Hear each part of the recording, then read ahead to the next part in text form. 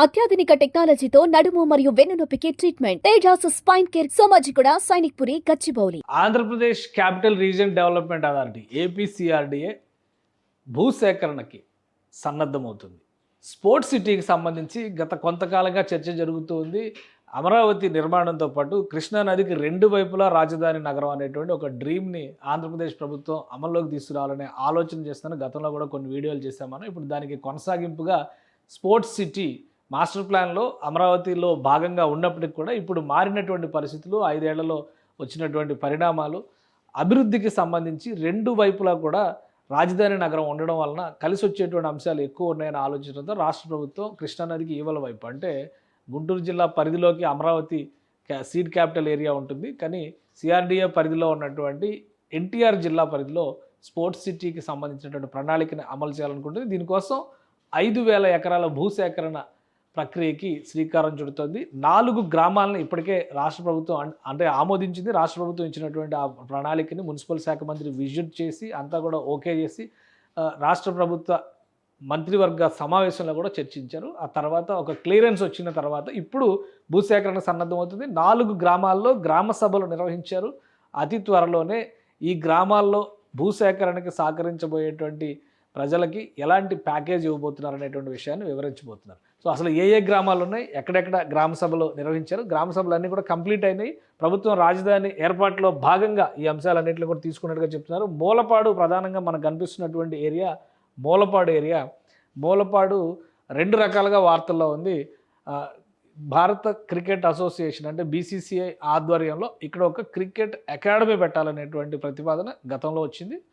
దానికి కావాల్సినటువంటి ప్రణాళిక కూడా సిద్ధం చేస్తుంది. దీనికి 2 ముఖ్యమైనటువంటి అంశాలు ఉన్నాయి. ఎందుకంటే మూలపాడులో మనకు ఎవరికి తెలియకుండానే 2 పెద్ద స్టేడియంస్ ఉన్నాయి. ఇంటర్నేషనల్ క్రికెట్ స్టేడియం కూడా ఇక్కడ ఉంది. ఇంటర్నేషనల్ క్రికెట్ స్టేడియం కూడా ఆంధ్ర క్రికెట్ అసోసియేషన్ డెవలప్ చేసింది. సో దానికి సంబంధించి ఇది లైవ్ గూగుల్ మ్యాప్లో మనం చూస్తున్నాము. ఇది ఆ స్టేడియంకి సంబంధించినటువంటిది. మరొక ప్రైవేట్ గ్రౌండ్ కూడా ఇక్కడ ఉంది. అంటే 2 క్రికెట్ గ్రౌండ్స్ ఇక్కడ అందుబాటులో ఉన్నాయి. ఇది హైదరాబాద్ విజయవాడ హైవే మీద వచ్చేటువంటి, విజయవాడకి 20-25 కిలోమీటర్ల దూరంలో ఉండేటువంటి ప్రదేశం. అందుకనే ఇక్కడ ఇన్ఫ్రాస్ట్రక్చర్ డెవలప్ చేయడం వలన ప్రయోజనం ఎక్కువగా ఉంటుంది అనేది. ఇక రెండవ వార్త మూలపాడు గురించి వచ్చింది.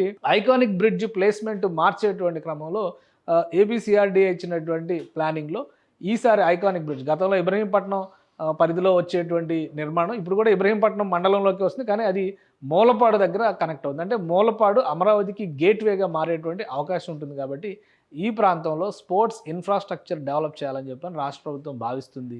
ఇంటర్నేషనల్ క్రికెట్ స్టేడియం 60 ఎకరాల విస్తీర్ణంలో ఒక భారీ క్రీడా మైదానాన్ని, దేశంలోనే అతిపెద్ద క్రికెట్ స్టేడియం నిర్మించాలని భావిస్తున్నారు. BCCI, Andhra cricket association 2 joint వెంచర్లో ప్రైవేటు భాగస్వామ్యంతో చేయాలనుకుంటున్నారు.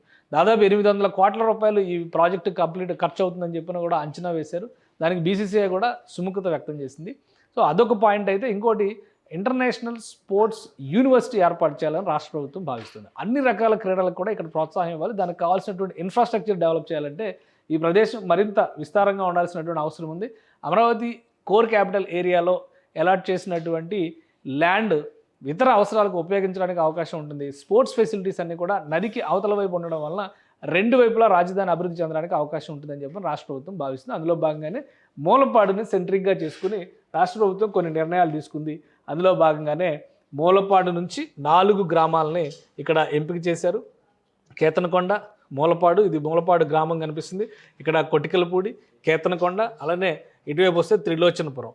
సో ఈ 4 ప్రాంతాల పరిధిని దృష్టిలో పెట్టుకొని రాష్ట్ర ప్రభుత్వం స్పోర్ట్స్ సిటీని డెవలప్ చేయాలనేటువంటి ఆలోచన చేసింది.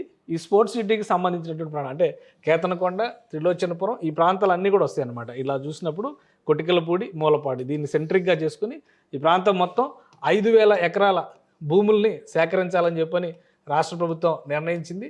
దీనికి సంబంధించి ఒక క్లారిటీ కూడా ఏపీసీఆర్డీకి ఇచ్చేసినటువంటి నేపథ్యంలో ఈ 4 గ్రామాల్లో గ్రామ సభలు నిర్వహించారు ఏపీసీఆర్డీఏ అధికారులు. ప్రభుత్వం భూసేకరణ చేస్తున్నటువంటి అంశాలు, దానివల్ల కలిగేటువంటి ప్రయోజనాలు, ఈ ప్రాంతం నుంచి ఇన్ఫ్రాస్ట్రక్చర్ అంటే ఒక core city area, sports city area కనుక డెవలప్ అయితే ఆ పరిసర ప్రాంతాల్లో జరిగేటువంటి ప్రయోజనాలు, వీటన్నిటిని కూడా అధికారులు వివరించారు. అలానే అక్కడ ఉన్నటువంటి ప్రజలు, రైతాంగం భూములు ఇవ్వడానికి సుముఖత వ్యక్తం చేశారు. వాళ్ళకి ఇవ్వబోయేటువంటి ప్యాకేజ్ డీటెయిల్స్ గురించి మాత్రమే మాట్లాడారు. సో మరో దఫా మీటింగ్ ఉండబోతుంది. ఆ మీటింగ్లో మరింత క్లారిటీ ఇస్తామని చెప్పని అధికారులు చెప్తున్నారు. ఒకవేళ ఇక్కడ కనుక క్లారిటీ వస్తే 5,000 ఎకరాలు ఆల్రెడీ కృష్ణానదికి ఆనుకుని ఉన్నటువంటి ప్రదేశంలో, అంటే ఇక్కడ మనం ఒకటి గమనించాల్సింది ఏంటంటే ఇది నదికి యువతల వైపు ఉంది కాబట్టి రాజధాని ఈ ప్రాంతాన్ని ఒకసారి మనం జూమ్ చేసి చూస్తే కనుక క్లారిటీ వస్తుంది. నదికి యువతల వైపు ఉన్నటువంటి ప్రదేశం, అవతల వైపు ఉన్నటువంటి ప్రదేశం. వాస్తవానికి మొదట ఐకానిక్ బ్రిడ్జ్ నిర్మించాలనుకుంటే ఇక్కడ పవిత్ర సంగమం దగ్గర నిర్మించాలనేటువంటి ఆలోచన చేశారు. అంటే ఈ ప్రాంతం నుంచి నదికి ఇటువైపుకి వచ్చే విధంగా నిర్మించాలి. కానీ ఇప్పుడు నిర్మించబోయేటువంటి ఆనకట్ట ఐకానిక్ బ్రిడ్జి ఈ విధంగా వస్తుంది కాబట్టి ఇక్కడ ఈ ప్రాంతంలో సేకరించడమే సరైనటువంటి నిర్ణయంగా రాష్ట్ర ప్రభుత్వం భావిస్తుంది. సో ఈ ఒక్కసారి కనుక ఈ ప్రాసెస్ మొదలైతే అమరావతి రాజధాని రైతులకి ఎలాంటి ప్యాకేజీని అయితే అమలు చేశారో బహుశా అలాంటి ప్యాకేజే తమకు అమలు చేయాలనేటువంటి విజ్ఞప్తి రైతులు చేసినట్టుగా తెలుస్తుంది. ఇది కోర్ అమరావతి క్యాపిటల్ ఏరియా, అంటే ఈ సిఆర్డిఏ మొత్తం వస్తుంది. కోర్ క్యాపిటల్ ఏరియా ఇంకా ఇక్కడి నుంచే వస్తుంది. అమరావతి, పాత అమరావతి కూడా రాదు, ఈ ఏరియాలోనే వస్తుంది. కాబట్టి ఇప్పుడు దీన్ని ఒక సర్కిల్గా కంప్లీట్ చేసేటువంటి ప్రయత్నం జరుగుతుందని మనం భావించవచ్చు. దీనికి సంబంధించి 2వ దఫా మీటింగ్ ఉండబోతుంది అతి త్వరలోనే. అలానే ప్రభుత్వం డిసైడ్ చేసినటువంటి ప్యాకేజీని వివరించేటువంటి ప్రయత్నాలు చేస్తారు. ఈ ప్యాకేజ్ వివరించిన తర్వాత భూసేకరణ ప్రక్రియ మొదలవుతుంది. గతంలో కేవలం 60 రోజుల్లో, అంటే 2 నెలల్లో భూసేకరణ ప్రక్రియని పెద్ద ఎత్తున చేపట్టింది రాష్ట్ర ప్రభుత్వం. సో దాన్ని దృష్టిలో పెట్టుకొని చూస్తే కూడా ఈ ప్రాంతంలో వచ్చేటువంటి ఈ ప్రాజెక్టుకి సంబంధించి భూసేకరణకి సంబంధించినటువంటి జోన్స్ ఈ విధంగా ఉంటాయని ఒక ఎక్స్పెక్టేషన్ చేస్తున్నారు. సో దీనికి సంబంధించి ఏ సర్వే నెంబర్లు వస్తాయి, ఏ ప్రాంతాల్లో ఎంత భూసేకరణ చేస్తారు. ఆల్రెడీ ఇక్కడ పెద్దలంక, ఇతర లంక గ్రామాలను కూడా పరిశీలించారు. కానీ కృష్ణానది మంచి పోటు మీద ఉన్నప్పుడు, వరద ముంపు ఎక్కువగా ఉన్నప్పుడు అది కొంత ఇబ్బంది పడేటువంటి అవకాశం ఉంటుంది. కాబట్టి ఈ ప్రాంతాలు అయితే, ఈ గ్రామాలు అయితే కనుక పూర్తిగా స్పోర్ట్స్ ఇన్ఫ్రాస్ట్రక్చర్కి అనుకూలంగా ఉంటుందని చెప్పని రాష్ట్ర ప్రభుత్వం భావిస్తుంది. స్పోర్ట్స్ ఇన్ఫ్రాస్ట్రక్చర్ అనే కాకుండా ఒక ప్లాన్ ఉంది, మాస్టర్ ప్లాన్ ఉంది. ఆ మాస్టర్ ప్లాన్లో స్పోర్ట్స్ సిటీ అనేటువంటి ఒక మోడల్ కూడా ఉంది. సో మాస్టర్ ప్లాన్ని మార్చి చేస్తున్నటువంటి క్రమంలో ఈ ప్రాంతంలో మరింత జాగ్రత్త తీసుకోవాలి. ఎందుకంటే లీగల్గా ఇది మళ్ళీ కేసులు వేస్తే ఇంకో కొత్త సమస్య వచ్చేటువంటి అవకాశం ఉంటుంది. ఇప్పటికే అమరావతి డిలే అయింది, లేట్ అయింది, 11 నెలలు గడిచిపోయింది అనేటువంటి విమర్శలు వస్తున్నాయి. కాబట్టి ప్రభుత్వం చాలా జాగ్రత్తగా ఆచితూచి న్యాయపరమైనటువంటి అంశాలను కూడా పరిగణలోకి తీసుకుని డెవలప్ చేసేటువంటి ప్రయత్నాల్లో ఉంది. స్పోర్ట్స్ సిటీ అని చెప్పని కోడిఫై చేయనప్పటికీ కూడా దీన్ని ఏ విధంగా మెన్షన్ చేయాలి, ఎందుకంటే కొత్త ఇన్ఫ్రాస్ట్రక్చర్ గతంలో లేని ప్రపోజల్స్ ఇక్కడికి వస్తున్నాయి. కాబట్టి దీన్ని ఏ విధంగా మెన్షన్ చేయాలి, ఏ విధమైనటువంటి రీతిలో దీనికి సంబంధించినటువంటి జీవో ఇవ్వాలి, న్యాయపరమైనటువంటి చిక్కులు రాకుండా ఎలాంటి జాగ్రత్తలు తీసుకోవాలని చెప్పని రాష్ట్ర ప్రభుత్వం ప్రస్తుతం దానిపైన మదనం చేసినట్టుగా తెలుస్తుంది. 2వ విడత భూసేకరణ మొదలైతే మొట్టమొదటిసారిగా జరగబోయేటువంటి భూసేకరణ ఈ స్పోర్ట్స్ సిటీ పరిధిలో ఉండేటువంటి భూముల నుంచే జరుగుతుంది. ఆ తర్వాత ఇంటర్నేషనల్ ఎయిర్పోర్ట్ ప్రతిపాదన ఉంది కాబట్టి అది గుంటూరు జిల్లా పరిధిలోకి వచ్చేటువంటి అంశం. సో దానికి తర్వాత భూసేకరణ జరగవచ్చు. కానీ అమరావతి రాజధానికి సంబంధించి మరోసారి ల్యాండ్ పూలింగ్ లాంటి కాన్సెప్ట్ కనుక అమలు చేస్తే మొట్టమొదట భూసేకరణ, భూ సమీకరణ జరిగేది ఈ ప్రాంతంలోనే.